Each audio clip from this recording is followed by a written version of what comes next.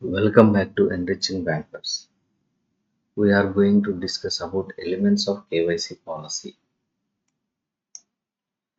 RBI advised that the following four key elements must be included in the KYC policy of the bank. So the bank's KYC policy must contain these four key elements. They are customer acceptance policy CAP, risk management RM, customer identification procedures SIP, monitoring of transactions MT. Which of the following is one of the elements of the KYC policy? Here, five options are given. In these five options, last words starts with P. Here, customer identification procedures, customer identification program, customer identification policy, customer identification process, customer identification propaganda. So, in all these five options, last word starts with P or pro. So, if you don't remember correctly, then you will get confusion. So, to remember easily, I have highlighted here identification ID in identification and procedures pro and D here. So ID D. You can remember easily now. Next, contents of the policy. RBI advised that KYC policy must contain all the legal and regulatory requirements pertaining to four key elements of the KYC policy. KYC policy should contain legal and regulatory requirements pertaining to four key elements. If the bank undertakes third-party product sales, then it should follow the stipulated requirements by the respective regulator. If the bank undertakes mutual fund business, then it should follow the stipulated requirements by the SEBI. If the bank undertakes insurance business, then it should follow the stipulated requirements by IRDA. For this, banks need to tailor the contents according to its own business. That means banks need to tailor the contents according to mutual fund business, according to IRDA business. In the same manner, banks need to tailor the contents according to its locations. For example, if a bank does not handle cross-border transactions, then it need not to be required to contain legal regulatory requirements pertaining to the overseas bank. So this means if a bank does not have any branches in abroad, then its KYC policy need not to be required to contain legal and regulatory requirements pertaining to that country, that overseas country. In deeply, if a bank has presence in US, then the policy should include US host country, US requirements along with home country, India's requirements.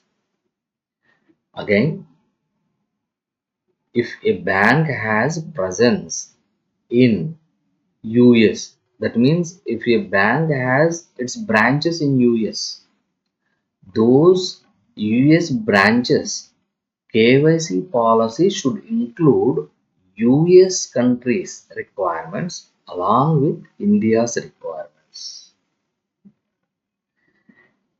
It need not to follow the overseas bank regulations in home country. That means US branches should follow the host country requirements, the US requirements along with India's requirements. And in Indian branches located in India need not to follow the US bank regulations in India. If a bank has a presence in UK, then the policy should include UK plus India's requirements and need not to follow the UK regulations in Indian branches or branches located in India.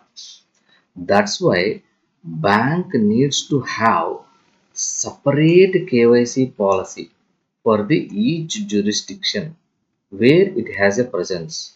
That means bank needs to have KYC policy separate for the US and separate for the UK where it has a presence. Next, key aspects that included in the KYC policy. We have seen that RBI advised some four key elements must be included in the KYC policy. After that, some contents must be included in the KYC policy. Now, some key aspects should also be included in the KYC policy. Let us see those. Senior management should be specified for the purpose of KYC compliance.